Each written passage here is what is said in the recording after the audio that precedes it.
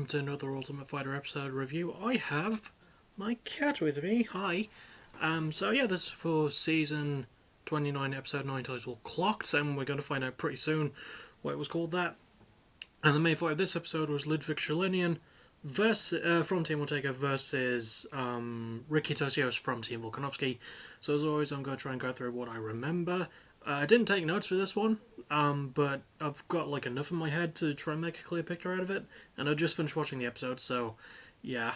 Let's give this a good try. So we start off in the house, and we do get Ricky Turcios talking to fellow Volkanovski teammate and semi-final qualifier, I guess you could call it, in Brian Battle.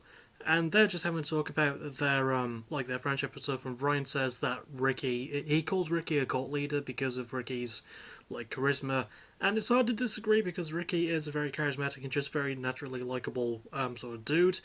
And there's not really a lot to say here. You know, he just has a really good standing with pretty much all the fighters in the house, especially those on his own team. And then we get something sort of unique that we don't really usually see. Because of it being the semi-finals now, we're quite far into the season, Dana White actually gave the people who made it to the semi-finals sort of like a brief period of connection with their families, and he gave them laptops and internet connections so that they could do calls, video calls with their families. And it was actually quite nice to see Ricky talking to his dad, Luidvik talking to his family as well, and his best friend who was there for them Luidvik's family when they needed him. So yeah, it was really, really cool to actually see that happen, and the fact that Dana White let them have that. And there was a really funny moment actually during Luidvik's call with his parents where he says, "I've been without connection for a month, what's been happening?" And they say, "Oh, they're sending everyone to Mars now, and Elon Musk is there." And it was just a good time, you know. And then you got Ricky, who you could see where he gets his charming nature from, because his dad is equally as charismatic as he is. He's just a really cool dude. And yeah, it was just honestly a really fun segment and a really nice thing. And again, much like with a lot of things we haven't seen this season, this is not something we often see, but I'm really glad we got to witness it. So I'm really glad that Dana was sort of yeah, you know what, you've been working hard enough, have some time with your family. And I was like, oh, that's nice of you. I'm going to keep stroking the cat. Next up is the reason why this episode is called Clocked. So, as we know a few episodes ago, Brian Ortega and some of the coaches on his team did that wee prank on Team Volkanovski, and Volkanovski laughed it off. They had a bit of a joke. Volkanovski did the same thing because, as I sort of said a few episodes ago when it comes to this, Ortega and his coaches have a habit of turning up late. So Team Volkanovski, who was in the TUF gym at the time, decided to play a wee joke. So they put a bunch of clocks around Team Ortega's dressing room, and to top it all off, Volkanovski sat on top of a shelf in a speedo and holding a clock over his diddly bits. And it was such a hilarious sight, honestly. All the clocks were different times as well, by the way, and Brian couldn't stop bloody laughing at it, and neither could I. I mean, in the backstage sort of interview thing, Brian was a little bit miffed, and after Volkanovski had left the room and stuff, Brian did knock a clock down, but he wasn't mad, I don't think.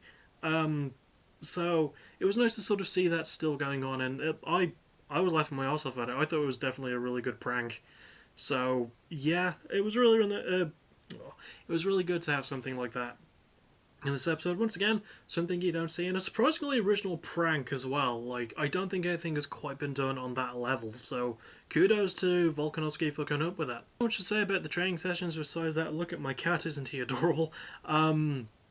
Ricky focuses a lot on his groundwork in his training session. Luidvik focuses specifically on his wrestling, which is what he's good at, as well as some of his striking too. And there's not much else to say until we get to the fight itself, which we'll do now. So yeah, it's 3 rounds because it's semi-finals, so we are getting proper into it.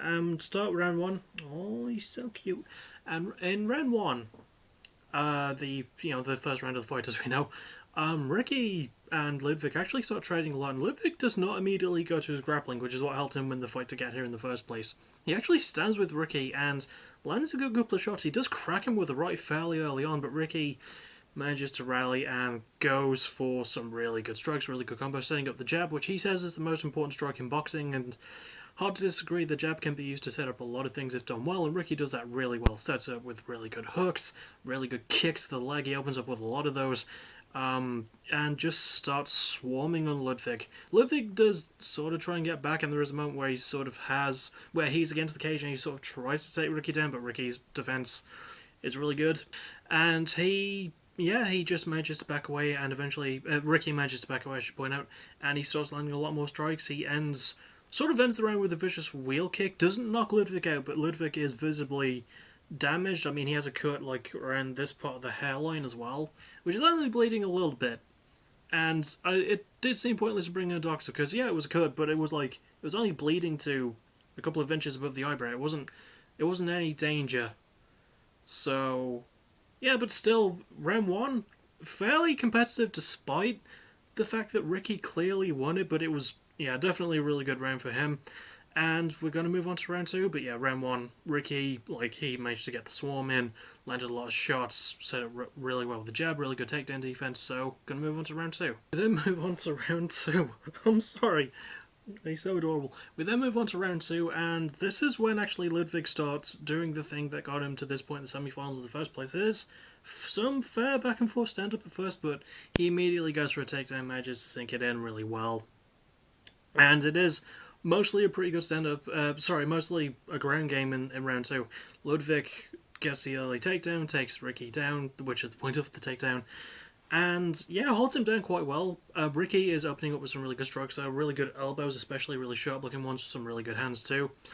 And he does eventually manage to wall walk and escape, and there is a fair bit of stand-up there as well. There's some really good shots between the back and forth. Luidvik in particular lands a nasty left hook, excuse me. No, I don't know what a left hook is, but he does eventually try and bring it back to the ground, and Ricky even gets a takedown on him at some point, or at least counters one into a takedown. That was just really good grappling.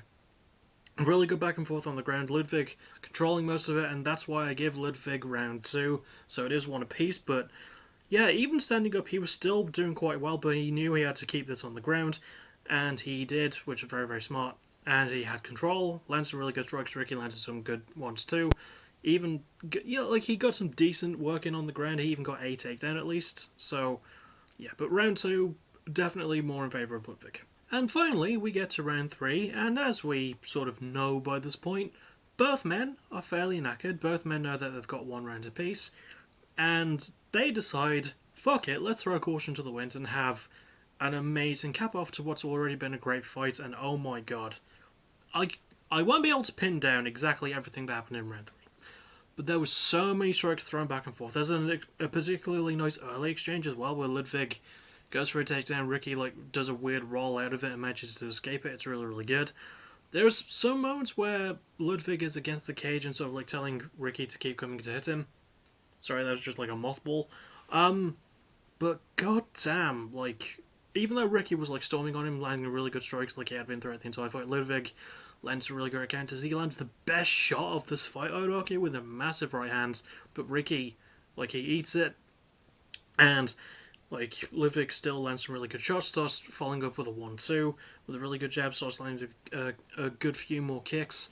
Not as much takedown and grapple work in this one, just an absolute stand-up war. Both men hyped up as hell, and even Ricky gets busted open, his nose is cut and he starts bleeding a bit from it, but they keep going, and it's a bloody war. It's an absolute mess of a fight, and I fucking love it. And when it's all said and done, I give round three narrowly in favour of Ricky.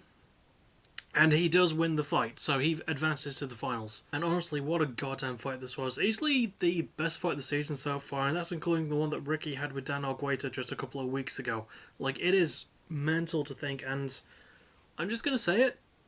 I think Ricky might win the season. Or at the very least, I really, really want him to win this season. I really do. God, what an incredible fight. There goes my cat. And, really great back and forth between these two. Honestly, find this episode and watch this fight for yourself if you haven't seen it. Incredible stuff from both sides. Both knew what was on the line. It was a final spot. Ricky managed to get the win, and just great work from both. And after the fact, Luidvik was a bit sad with the fact that he lost, and he was a bit upset, but Brian straight up tells him, you've got nothing to be embarrassed about, and he really doesn't. He really doesn't. And Brian actually says something quite interesting in the backstage interview thing, where he says, There are athletes, there are, sportsmen, and there are fighters. These two are fighters, and that was a fucking fight. And I was like, hell yeah. And I am looking forward to the next episode as well, which will probably have a coach's challenge. They don't outright say coach's challenge, but I did see a snippet, and there seems to be something unique going on. And it didn't seem to involve the coaches, but in fact some of the fighters that lost, so I'd like to know what's going on there, but you'll have to wait a week, and so will I. And, what else is there? Oh yeah, Brian Battle from Team Volkanovski versus Andre Petroski from Team Ortega. So that's the next fight, and that's the next finals fight, the first of the middleweight ones. 2 more after that, and then this season's done. And that'll about do it for this episode, really. I don't have a lot else to add to it. Just go and watch this episode yourself, because it was really good. It had a really funny prank. And the fight between Ricky and Luidvik is fucking amazing, so go and watch it just for the fight if you can. I'm looking forward to the next one. Let's see, next things from me. Well, I want to say thank you to everyone who stuck with the Golden Path tournament so far. Remember, tonight is the finale. Oh my god, it's going to be great. And I did say I would hold like an 8-woman sort of battle royal thing to determine who would win and who would get a shot at a women's championship depending on the brand they're on. It was Moto Madison, again, I know, surprisingly, and she will challenge Akita Tereshi for the AVW Women's Championship on part 2, if you can call it that, of the final night of the Golden Path tournament, which is tonight. Next video, probably music of the week tomorrow, and that's about all the promoting I can do. That's all I can think of. Oh, thank you to everyone who watched my CWL top 10 list yesterday as well. It was a bitch to edit, but it was a fun video to make, so really glad I got that up. And that'll be it. Yeah, I've promoted all that I need to. I will see you tonight and then tomorrow. And then I'll be spending all the next week getting the Golden Path tournament parts up. So, as always, thank you for watching. You're awesome. Bye-bye.